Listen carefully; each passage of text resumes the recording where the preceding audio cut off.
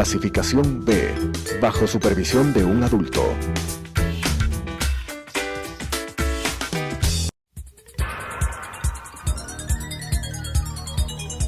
Las opiniones vertidas en este espacio por la producción y dirección del programa son de exclusiva responsabilidad de sus autores y de quienes intervienen en ellos.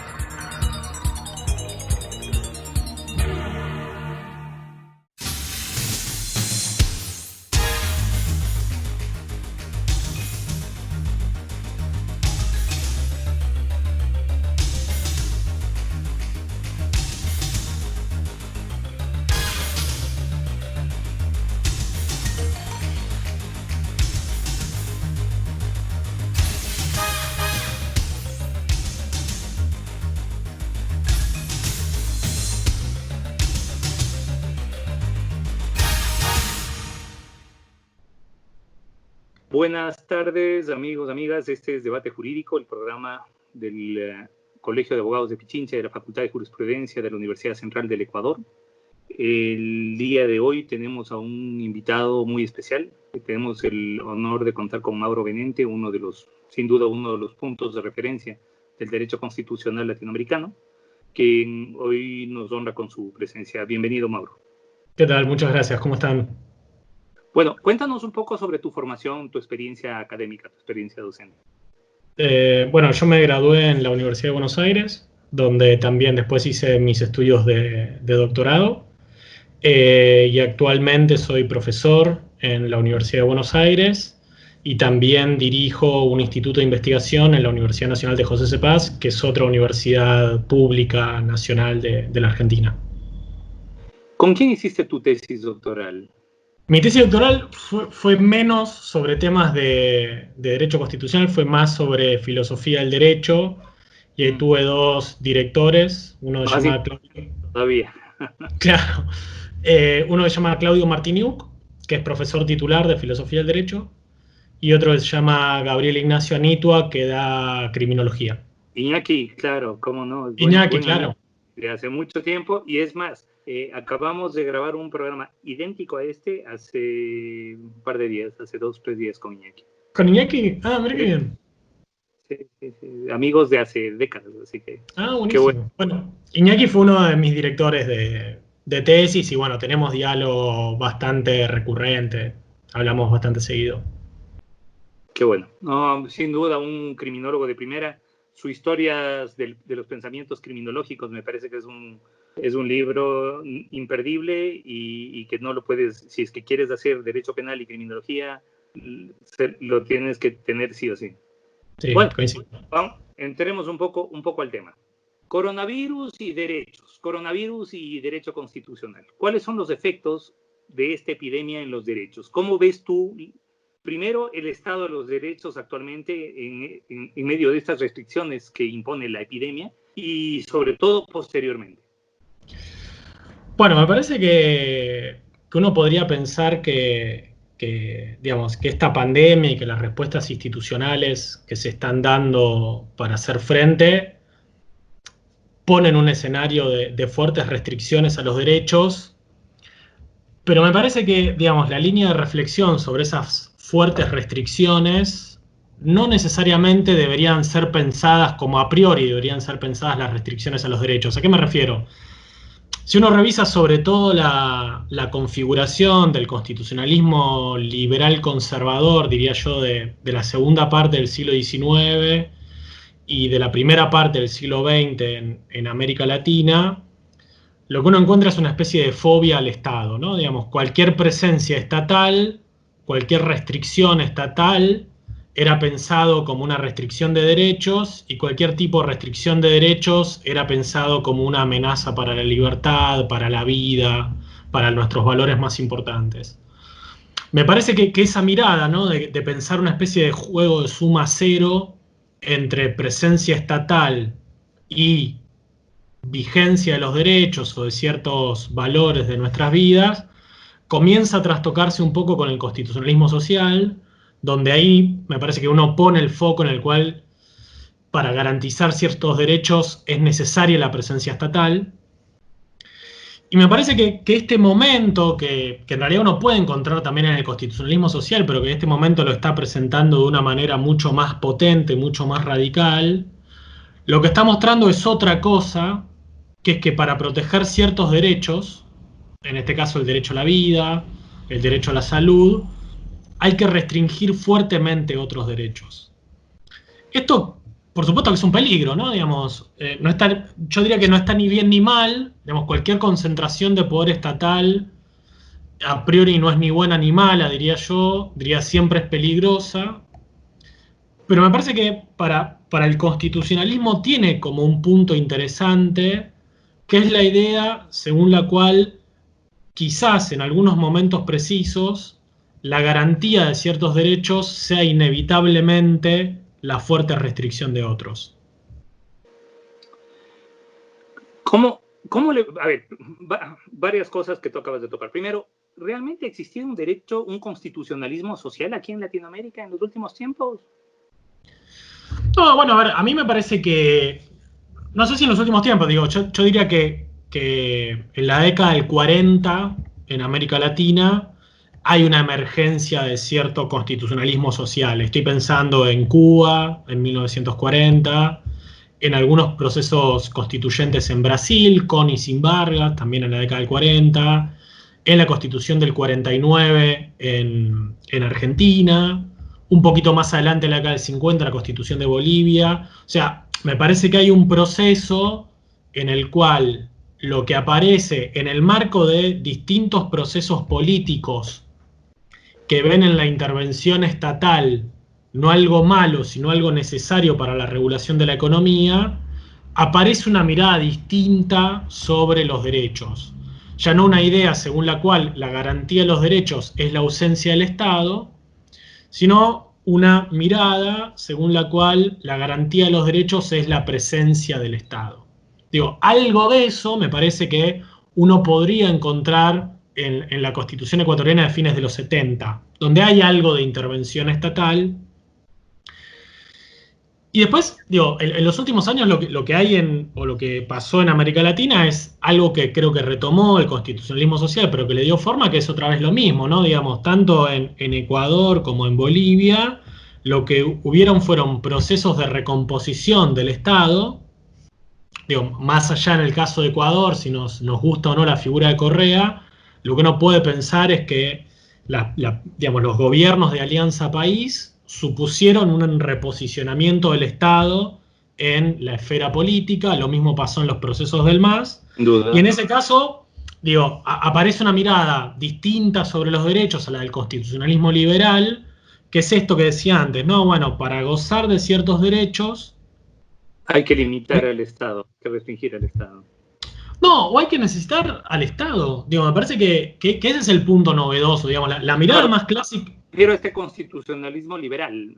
Claro, exactamente. Digamos, la idea del constitucionalismo liberal es esto, ¿no? Digamos, la garantía de los derechos es la ausencia del Estado, ¿no? Y hay una especie de juego de suma cero entre cuanto más Estado, menos libertades, y cuanto más libertades, menos Estado. Me parece que el constitucionalismo social puso en juego otro escenario de diálogo, que es que quizás para la vigencia de ciertos derechos o de ciertas libertades es necesaria la presencia estatal. Y me parece que lo que está en juego en este momento es algo que uno puede pensar más allá de la pandemia, que es si quizás para la garantía de ciertos derechos no es necesaria la restricción de otros. Y estoy pensando en, por ejemplo, si para la garantía de ciertos derechos sociales quizás no sea necesario en algún futuro restringir más, por ejemplo, el derecho a la propiedad, o restringir más el derecho a comerciar, o a ejercer la industria lícita. Digo, me parece que aquí hay un punto que varios antes poníamos en juego, cuando veíamos cómo los procesos constituyentes de los 90, que incorporaban los tratados internacionales de derechos humanos, y los procesos del constitucionalismo transformador, como se le llamó en algún caso a Ecuador, Bolivia y en algún caso Venezuela, que inyectaron a las constituciones de un montón de derechos sociales, no decían nada sobre los derechos liberales. Me parece que si hay algo que uno podría retomar de este escenario de pandemias para pensar no solamente este momento, sino para pensar un poco hacia futuro, me parece que tiene que ver con esto, ¿no? Con que quizás en algunos casos la garantía de los derechos ya no es solamente la presencia estatal, sino que también es la restricción de otros derechos. Por supuesto que esto es, como decía antes, algo peligroso, ¿no? La restricción de derechos puede ser algo peligroso, la concentración de poder en el Estado puede ser algo peligroso, pero me parece que la mirada que tenemos que tener sobre el punto es esto, es la del peligro y no la de que necesariamente es algo malo. De acuerdo, totalmente de acuerdo. Ahora, claro, ya vamos... En televisión, este programa se transmite en televisión en dos bloques de un poco menos de 15 minutos cada uno, y tenemos un enemigo inexorable que siempre es el tiempo. En el segundo bloque hablaremos un poco de ya que hablamos de restricción de derechos, qué derechos restringir y cómo escogemos cuáles son los derechos, quién pone el baremo para establecer cuáles son restringibles y cuáles son privilegiables. Y además, bueno, a ver si es que el próximo bloque también hablamos de cuál va a ser el escenario constitucional, un poco apelo a la bola de cristal, cuáles son los escenarios constitucionales que nos vamos a encontrar al regresar a esta seminormalidad que nos va a tocar vivir durante un buen tiempo a causa de la epidemia. Volvemos en un momento.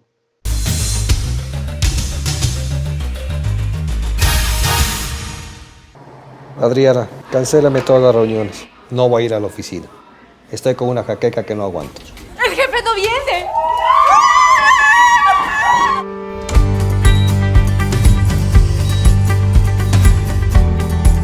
¿Estás seguro? Salió bien. Muy bien. Bueno. Cuanto antes vayas a Ecuasanitas, más rápido te curas. La empresa de medicina prepagada que cuida de ti. Ecuasanitas. Es bueno estar sano.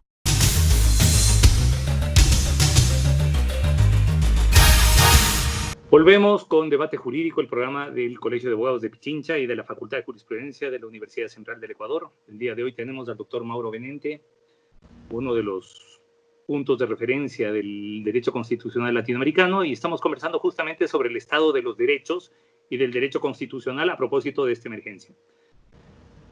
Un poco en cuanto a predicción a futuro, ¿qué mundo nos vamos a encontrar en lo constitucional y en cuanto a derechos humanos cuando salgamos a esta pseudonormalidad que nos va a plantear la emergencia durante un buen tiempo? Porque una epidemia no es algo que viene en 15 días y se va. Esto vamos a tener varios años de cuidados y de restricciones. ¿Cómo le ves tú, Mauro? Yo, digamos, me parece que se viene un debate interesante sobre los derechos, quizás no tanto en América Latina, y ahora explico por qué, sino más bien en Europa y en Estados Unidos. Me parece que el escenario europeo y estadounidense en materia de derechos, en comparación con el latinoamericano, es bastante, en algún sentido, más precario, porque todavía está en discusión si los derechos sociales son derechos de la misma jerarquía que los derechos liberales. Y en ese sentido a mí me parece que este escenario en el cual lo que están haciendo los estados es, por un lado, garantizar el derecho a la salud y por el otro lado, garantizar los derechos que se están viendo vulnerados con motivo de la crisis económica que se viene, que son los derechos vinculados al trabajo, al acceso a la alimentación y demás, me parece que es una oportunidad interesante para el constitucionalismo para reposicionar esos derechos.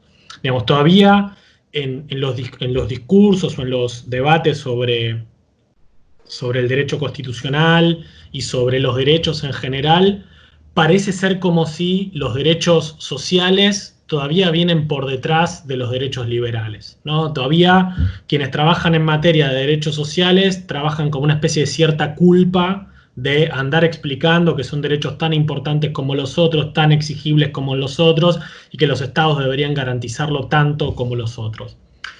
Y en ese punto me parece que ese es un escenario interesante que se viene, que es un momento en el cual me parece que los derechos sociales deberían reposicionarse en términos de discusión constitucional. O sea, lo que está mostrando ahora Europa con otras características de Estados Unidos, porque su presidente es un personaje muy particular, es esto, ¿no? Es el Estado ofreciendo una batería de medidas económicas para garantizar cuestiones vinculadas a la alimentación y a mitigar los problemas que va a tener la falta de acceso al trabajo. Eso me parece que es uno de los puntos que me parece que es interesante. El tema de salud pública seguramente será materia de mucho debate en los Estados Unidos. Después de toda la bronca que le echó Trump al Obamacare. Exactamente. Que hoy por hoy, ante la evidencia fáctica de la necesidad de una salud pública fuerte, me imagino que ese debate se va a enriquecer y mucho. Y el otro que a mí me parece que puede llegar a dar en la clave de algunos debates que tenemos pendientes en materia de constitucionalismo es el siguiente. En general, el constitucionalismo se piensa a sí mismo como una herramienta para limitar al poder o para regular al poder, ¿no? Esa es la promesa del constitucionalismo, ¿no? Si el constitucionalismo sirve para algo, sirve para reglamentar, para limitar, para regular al poder. Ahora, en general, el constitucionalismo se ha preocupado por el poder estatal y se ha despreocupado mucho por los grandes poderes económicos. Es decir, cuando pensamos al poder del Estado, pero no pensamos al poder de las grandes corporaciones. Claro, pensamos al Estado como el gran violador de derechos, digamos. Exacto. Que puede suceder, ¿no? Digamos, el Estado históricamente lo ha hecho. Existe evidencia histórica, digamos. Exactamente. Ahora, uno podría pensar que grandes corporaciones económicas también violan derechos. De acuerdo. Digo, estoy pensando en algunas últimas condenas a Ecuador por parte de la Corte Interamericana, donde es cierto que el Estado ecuatoriano no había cumplido con algunos deberes de consulta previa a las comunidades indígenas, pero quienes explotaban el territorio indígena eran empresas privadas. Entonces, a mí lo que me parece es que también hay una rediscusión, y esto también se da en América Latina, ya no es solamente en Europa, de que si el Estado va a financiar o hacerse cargo de varias prestaciones sociales vinculadas con el acceso al derecho a la salud, al derecho a la alimentación, al derecho a la vivienda y demás, eso inevitablemente va a implicar que se cobren impuestos a los ricos, a las grandes fortunas. Eso está en discusión en buena parte de los países latinoamericanos, en buena parte de los países europeos. Me parece que es un momento en el cual el constitucionalismo podría tomar ese punto, es decir, bueno, para garantizar derechos en definitiva necesitamos que los ricos no sean tan ricos, y empezar a trazar esos vínculos conceptuales que muestren que el constitucionalismo se tiene que hacer cargo del daño que puede hacer el poder estatal, pero también del daño que puede hacer la concentración económica. Me parece que esas son las dos grandes oportunidades que podría tener el constitucionalismo y la reflexión sobre los derechos hacia adelante. ¿Tú no ves un recrudecimiento de un capitalismo salvaje después de esto? Porque muchas de las propuestas que se hacen van por la vía de una flexibilización laboral. Yo creo que inclusive el tema del aislamiento favorece mucho la individualidad por sobre el colectivo. Hemos llegado, ahora tenemos miedo al colectivo. Ya por concepto el colectivo resulta malo, resulta lesivo. ¿Tú no ves que el capitalismo va a salir muy fortalecido de este proceso? La verdad es que ahí me cuesta un poco más hacer predicciones. Yo coincido con lo que vos acabás de decir respecto de la flexibilización laboral. O sea, me parece que algunas lógicas de trabajo en el hogar y demás son prácticas que quizás a los sectores más corporativos le vienen bien. Ahora, a mí me parece que si eso sucede, quienes pensamos el constitucionalismo de una preocupación vinculada a la igualdad, tenemos que tomar estas medidas excepcionales que están tomando los estados para nutrirnos de una reflexión hacia lo que viene. O sea, me parece que digamos, si hay una reconfiguración del capital, el capital en general se reconfigura con crisis, en este sentido no estoy siendo novedoso, y algunos autores y autoras que están planteando que esto es un puntapié para salir de la lógica del capital, más hacia unas lógicas más sociales. Zizek, que está pensando en este sentido, me parece que son más Sí, ojalá, ¿no? Pero digo, a mí me parece que son cosas, primero, carentes de sustento, digamos, no sabemos muy bien por qué esto va a suceder. Y en segundo lugar, si esto va a suceder, tenemos que tener herramientas conceptuales para procesar lo que viene. Me parece que desde el constitucionalismo podemos hacer muy pocas cosas. Dentro de las pocas cosas que podemos hacer es tratar de pensar distinto. Y en este sentido me parece que esto, ¿no? Todas estas medidas excepcionales que están tomando los estados deberían ser un puntapié para pensarlas en términos más estructurales. O sea, si ahora el Estado se está haciendo cargo de la alimentación de sectores que no pueden acceder al consumo de alimentos, esto lo tiene que hacer siempre el Estado, porque siempre hay momentos en los cuales determinados sectores sociales tienen problemas para acceder al alimento. Si esto va a repercutir en una merma en el empleo y el Estado se va a hacer cargo de ciertos seguros de desempleo, esto lo tiene que hacer siempre, porque sobre todo en América Latina hay una historia de desempleo estructural. Sin duda. Entonces, me parece que, digamos, si se viene o no una crisis del capital, es muy difícil de prever. No creo que nosotros estemos en condiciones ni de preverlo, ni de contribuir a que eso suceda, si es que eso nos interesa. Sí me parece que tenemos una oportunidad histórica para esto que te decía antes, ¿no? Para decir, bueno, acá lo que se está poniendo de manifiesto es que, por un lado, los derechos que para algunos son derechos de segunda o tercera categoría, que son los derechos sociales, en este momento son los derechos más importantes y estamos sacrificando nuestra capacidad de circular para poder tener salud. Entonces tratemos de esa idea de proyectarla hacia adelante, de pensar que para garantizar la salud y la vida quizás haya que restringir algunos derechos, como el derecho de propiedad, de comerciar y demás. Bueno, el mismo hecho de obligar, por ejemplo, aquí en Ecuador acaba de emitirse ciertas directrices, una de las cuales, común a todos los diferentes escenarios que se prevén por parte del Estado, es el confinamiento de las personas mayores de 60 años. ¿Se puede eso sostener constitucionalmente? Bueno, ahí hay una como pequeña discusión, ¿no? De si lo que estamos es frente a una restricción de derechos o frente a una anulación de derechos, ¿no? Digamos, y hay otro escenario, ¿no? Que en general uno tiende a creer que cuando hay fuertes restricciones de derechos, eso conviene que suceda en los parlamentos, y en general son los ejecutivos los que a nivel mundial están decidiendo estas cosas. Ese es el primer punto problemático, ¿no? Digamos, incluso cuando uno puede estar a favor de esas restricciones, me parece que ahí tendría que poner una mirada de cuáles son cuál es el rol de los legislativos. Y a mí me parece que uno puede tolerar ciertas restricciones de derechos, en el sentido, bueno, no se puede circular más que para ir a comprar ciertas cosas o para ir a determinados trabajos, pero no a todos. Ahora, ya anular la posibilidad de circular, me parece que eso ya no, digamos, no resiste ningún análisis constitucional. Y ahí sí me parece también que hay un punto que el Estado se vuelve excesivamente paternalista, ¿no? Porque, digamos, ¿cuál es el argumento para que nosotros en general no estemos circulando? Bueno, que eso conlleva a una propagación del virus que queremos evitar.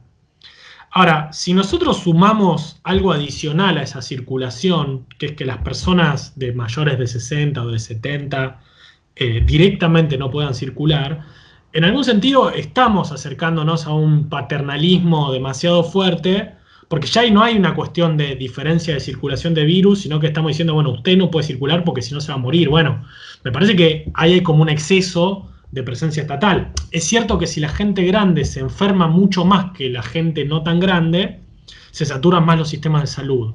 Pero me parece que digamos, el esfuerzo debería ser, en todos los casos, avanzar hacia fuertes restricciones cuando eso sea necesario, pero sin anular la posibilidad de ejercer aunque sea mínimamente ese derecho. Entonces, en los casos en los cuales directamente las personas mayor de edad no pueden salir de la casa, me parece que ahí cualquier control o escrutinio de razonabilidad o de proporcionalidad está condenado a ser desechado, y en ese caso es posible que eso merezca algún reproche de tipo constitucional o convencional.